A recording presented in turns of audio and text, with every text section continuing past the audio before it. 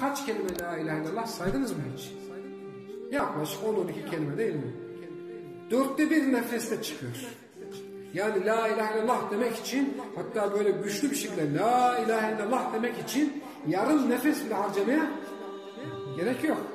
Manası da oldukça basit bir mana. Allah'tan başka hak bir ilah yoktur. Ancak dünyanın yaratılma sebebidir. Ahiretin yaratılma sebebidir. Cennetin güzelleştirilmesinin sebebi la ilahe illallah'tır. Diyor ki bir şeyh, cehennemin 1000 yıl tutuşturulması, arkasından 1000 yılda tutuşturulup simsiyah hale getirilmesi, arkasından 1000 yılda tutuşturulup boğucu bir duman haline getirilmesinin illeti, sebebi la ilahe illallah'tır diyor. Kılıçlar la ilahe illallah uğruna çekildi. Kılıçlar ne uğruna çekildi bugüne kadar? La ilahe illallah. Hazani hasman ihtasamu fi rabbihim.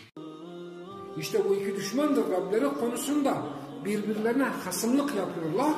Rableri konusunda birbirine hasımlık yapan düşmanların kılıçlarını çekmesinin illeti, sebebi nedir? La ilahe illallah'tır. Nuh Aleyhisselam'ın 950 sene durmaksızın mücadele ettiği kelimedir. La ilahe illallah. İbrahim Aleyhisselam'ın uğruna ateşlere atıldığı kelimedir. Hud Aleyhisselam'ın yıllarca kaba, zorba bir kavme karşı uğruna mücadele ettiği kelimedir la ilahe illallah. La ilahe illallah Musa Aleyhisselam'ın yeryüzünün en zorba, en azgın zalimine uğruna kafa tuttuğu kelimedir la ilahe illallah.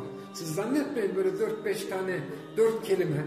Öyle değil mi? La ilahe illallah 4 kelime. 8-10 tane 13 tane olması lazım. Harf.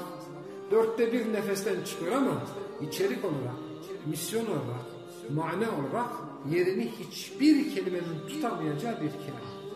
Ve madem bu kadar önemli, o halde bizim bu kelimeyi bütün etrafıyla en güzel şekilde ne yapmamız lazım? Bilmemiz lazım. Muhammed Mustafa'nın Taif'te taşlanmasının vesilesidir bu kelime. Hazreti Hamza'nın şehadetinin vesilesidir bu kelime. Hazreti Hamza bu kelime uğruna şehit olmuştur. Musa bin Umeyr bu kelime uğruna şehit olmuştur. Kanı dökülmüştür. İbn-i Teymiye bu kelime uğruna mücadele etmiştir. Seyyid Kutup bu kelime uğruna idam sehpasına çıkmıştır. Bugün yeryüzünün birçok bölgesinde zindanlarda esaret altında işkence gören, esaret altında kalan, çoluğundan, çocuğundan, eşinden, sevdiklerinden ayrı kalan müminler bu kelime uğruna oradadırlar. Öyle basit bir kelime değildir. O halde bize de en azından bu kelime noktasında en azından bize düşen de nedir? Bu kelimeyi bütün manalarıyla öğrenmektir. Bütün şartlarını öğrenmektir. Bütün içeriğine ne yapmaktır? Bu kelimeyi öğrenmektir. Evet.